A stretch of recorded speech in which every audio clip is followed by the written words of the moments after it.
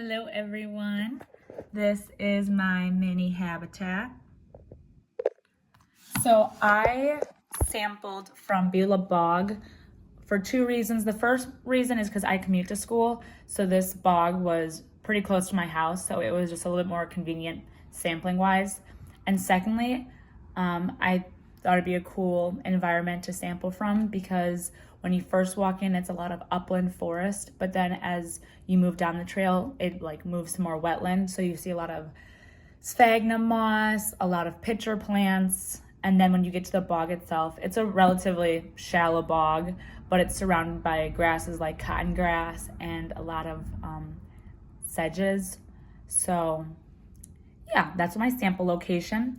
And then maintaining it, I keep it in this window because out of everywhere in my house, this is the location that gets the most like sunlight penetration throughout the day.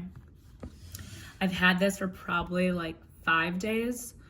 So starting off with the water down here, you can tell that with the bare eye, you're not really seeing much going on. Like there's no copepods or amphipods swimming around, at least to the bare eye.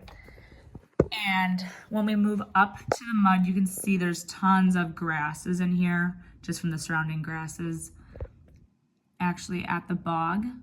But actually looking at organisms, we see a lot of worms in the mud. So here is a worm, there's a worm, there's a big clump of worms right there in this area right here. You can see a big clump of worms. And looking it up, it looks like they're horsehair worms because they're so thin and they inhabit bogs. And I guess they can actually be parasitic. So that's fun. But that's all we really see in the mud.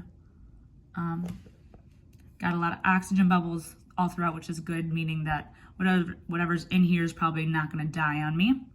And then moving up to the more of the air, you can see right here we got some little black beetles crawling around.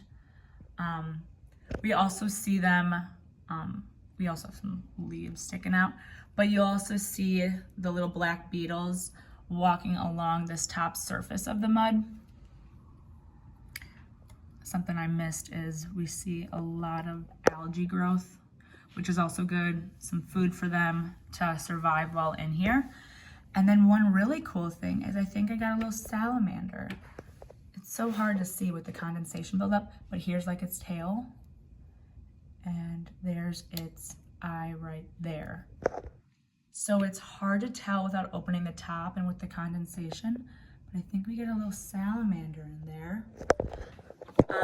It's hard to see, like I can't really see any limbs with like the condensation and it kind of being buried in the top layer of the mud, but I looked it up, and like being in southeastern Wisconsin and looking at the different species that are common at bogs, it looks like it might be a four-toed salamander because it's like darker, more neutral colors, and the back has a little bit of like spotting coloration. But so I would assume it's a four-toed salamander, but I'm not really sure. So yeah, that's what's going on in my mini habitat for now, and we'll see how it looks next week.